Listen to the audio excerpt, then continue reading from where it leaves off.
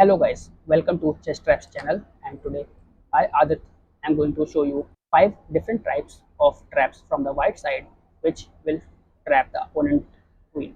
So we will learn them one by one. Let's start the video with the first trap, and the first trap, it starts with not the regular e4 move but a rare knight to f3, and by this way we are blocking this e5 square so the king cannot push his e5 pawn to this square. So instead he will play d5, and now after he plays d5, what we'll play is e4 move, and we will invite him to capture our pawn.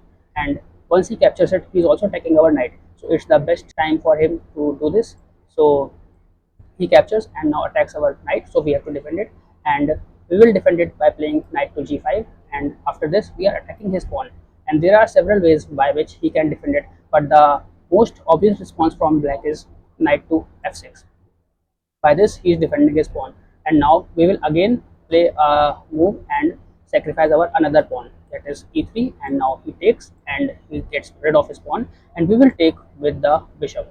So after bishop takes, now everything is looking fine, and the black, what the mistake the black does is playing a most obvious response, kicking away this knight, pushing his pawn to h6, and after this he will make this knight to move away, and the most obvious response is knight to f3 again. But here we will play a brilliant move, that is sacrificing our knight, that is knight to f7, and now by this way we are attacking his knight and the rook.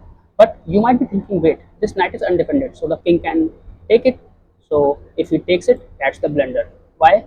Because after he takes, we will give a check by the bishop, and we are sacrificing our bishop as well.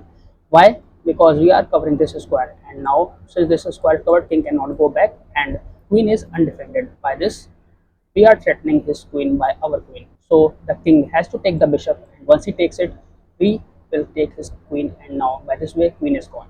And now also we are attacking his bishop, we are attacking this pawn, his king is in the center. So that's the beauty of Tennyson gambit. So now let's move to our next trap. So the next trap from the white's perspective is Blackmar-Demer gambit. It starts with d4, d5, and now you will offer your e4 pawn and white takes it. Now you attack this pawn by your knight, and now he defends it with his knight. After this, you will again offer your pawn, and now once he takes it, you will take with the queen, and you are attacking this diagonal. Now the black may observe that this pawn is undefended, so he can take, and once he takes it, what he will do is attack his queen by your bishop, and now he will come here attacking this pawn.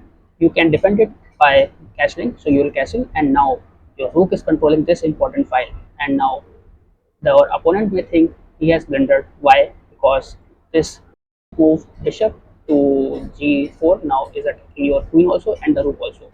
So you have to give one of your pieces. But the trap is here only. You will completely ignore this and play knight to g5. Now this is a brilliant sacrifice. By you are sacrificing your queen. Once he takes your queen, you can give this check, and this is a check in for black. So you must have realized by this move only that why you are sacrificing your queen. So the only way to defend this is taking your knight, and once he takes your knight, you can capture by the bishop, and now he is in check, so he has to defend his check, and once he defends his check, you can escape your queen, and also if he takes, you can take his bishop.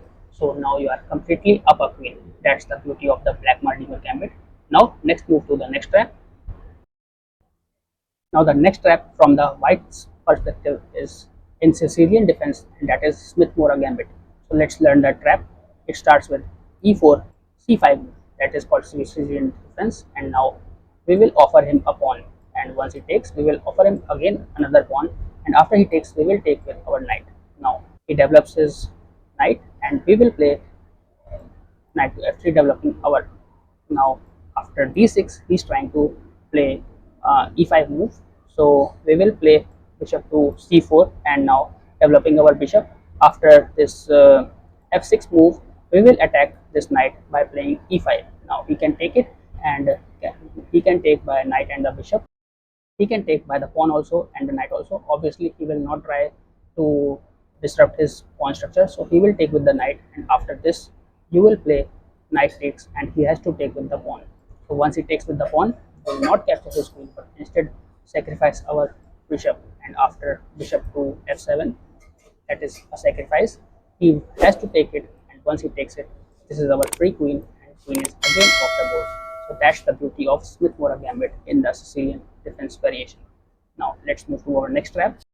Now the next trap from the white's perspective is in the Scandinavian defense, that is Hector Gambit, and it starts with a developing move knight to c3, and after d4 we will offer him our e4 pawn after d5. So he takes our e4 pawn, and now we will develop our bishop. Now he wants to defend this pawn, so he will play knight to f6, and after knight to f6 what we'll try is sacrifice our another pawn. So once he takes, now we have to do just one thing, that is to remove this pawn from our d5, so that our queen is face to face with opponent's queen. So there are two ways to do it. First one is to sacrifice your knight, bringing your knight here, but this might look suspicious for the black, and he may know that okay, you are doing this thing. So the most obvious response that we play is developing our knight. So this looks completely normal, and now he can take your pawn and completely attacking our queen, and this is losing for black. Why? Because after again this bishop sacrifice, he cannot come here because our queen is covering this diagonal, so he has to take it, and after he takes, we can grab his queen, and again this is the beauty of the Hector Gambit. Now let's move to our next gambit. So the last trap from the white's perspective is in the Scandinavian defense variation, where you play e4 and opponent plays d5. Now once you capture this pawn, he will take with the queen, and now his queen is in the center of the board. So the most obvious reply from you is to attack his queen, and after knight to c3 you are attacking his queen, and his queen moves to a5.